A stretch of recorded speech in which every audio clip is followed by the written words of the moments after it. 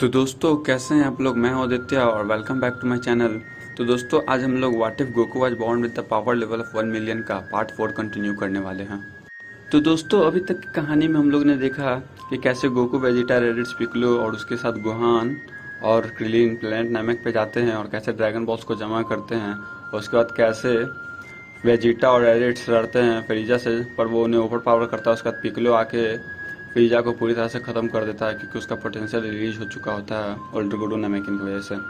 उसके बाद दोस्तों गोकू विश बैक करके अपने फादर को प्लेनेट नामेक पे बुलाता है और उसके बाद दो और सेयंस को भी बुलाता है जिनमें से एक होता है ब्रोली और पैरागस।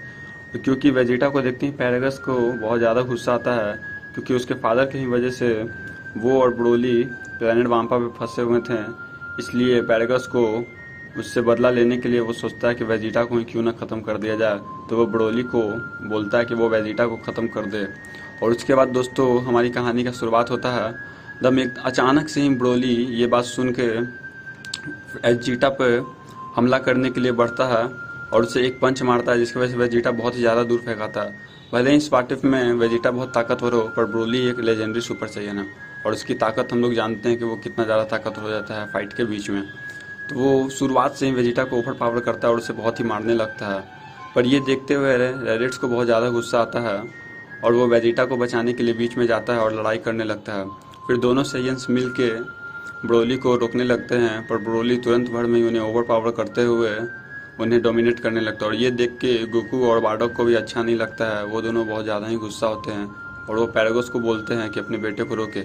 और इसके बाद पैरागस ब्रोली को रुकने के लिए बोलता है। पर दोस्तों जैसा कि ओरिजिनल स्टोरी में भी जब ब्रोली एक और गुस्सा होता है तो अपने माइंड से आउट ऑफ कंट्रोल हो जाता है, इसी तरह इसमें भी होता है। और ब्रोली बहुत ही गुस्से में वेजिटा और रेडिट्स को मारने लगता है और देखते ही देखते दोस्तों ब्रोली एक की अटैक करता है वेजिटा पे जिसे रेडिट्स बीच में आकर रोक लेता है और इसके वजह से रेडिट्स की जान चली जाती है और वो मर जाता है। और ये देख के गोकू को बहुत ही ज़्यादा गुस्सा आता है और उसका गुस्सा एकदम से फट पड़ता है और वो देखते ही देखते सुपर सैयन में बदल जाता है जिसे अभी तक किसी ने नहीं देखा था। तो दोस्तों इस स्टोरी का भी पहला सुपर सैयन और कोई नहीं, वो गोकू ही है। और सुपर सैयन में जाने के बाद गोकू एकदम से ब्रोली पे अटैक करने लगता है और उसे डोमिनेट करने लगता है और देखते ही देखते ब्रोली को बहुत ही ज़्यादा मारता है।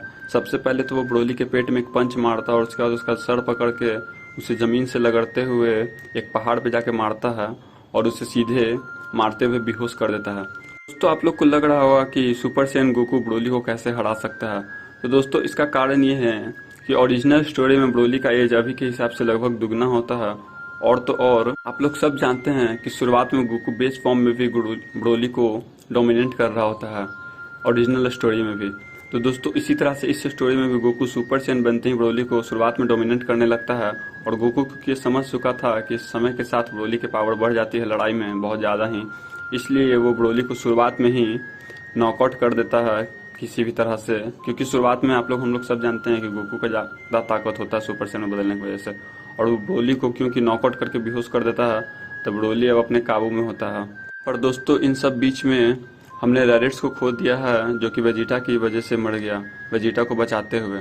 और ये देख के वेजिटा को बहुत ही ज़्यादा बुरा लगता है और वो खुद पे बहुत ही ज़्यादा रिग्रेट करता है कि उसके वजह से कोई मारा गया है उसे बचाते हुए, और इसी एक कारण से वेजिटा इविल से प्योर हो जाता है।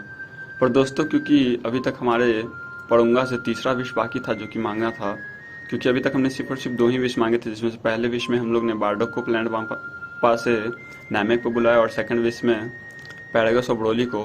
तो थर्ड विश में गोकू रेडिट्स की जान को वापस मांगता है जिसकी वजह से रेडिट्स विश बैक हो जाता है।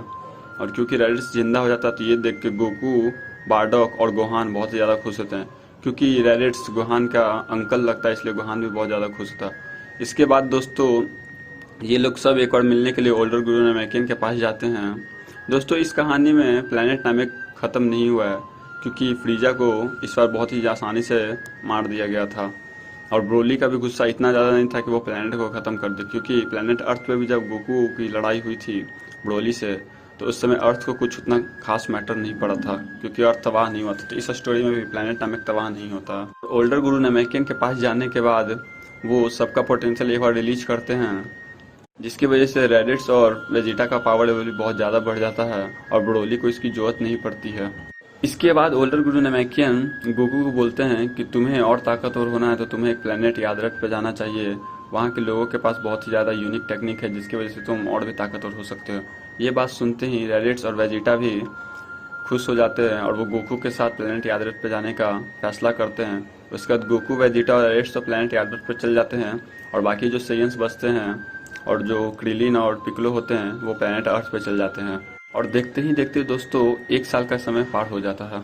उसके बाद दोस्तों धरती पे एकदम से एक बड़ी सी स्पेसशिप आती है जिसे देखकर बारडोक और पिकलो को लगता है कि ये शायद गोकू, वेजिटा और रेडिट्स होंगे, पर वो स्पेसशिप किसी और की नहीं दरअसल किंग कोल्ड की होती है जो कि फ्रीजा का बदला लेने के लिए धरती पे आया होता है।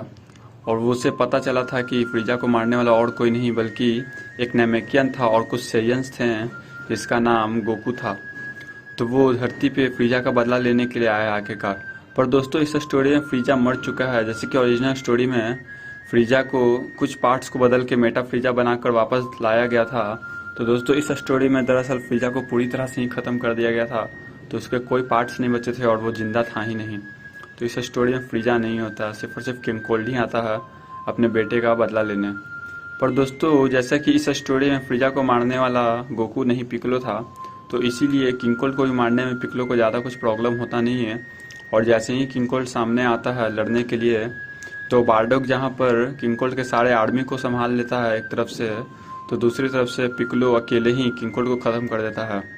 और उसके बाद अचानक से धरती पर कुछ स्पेस स्पॉट्स आते हैं जिनमें जो कि गोकू, वेजिटा और रेडिट्स का होता है, और वो तीनों भी धरती पे अब आ चुके हैं। इन तीनों को देखकर सारे के सारे जी वॉरियर्स बहुत ही खुश होते हैं पिकलो और बारडोक के साथ और ब्रोली। पर उसके बाद अचानक से ही धरती पे एक लड़का आता है जिसे देख के सबके सब हैरान होते हैं।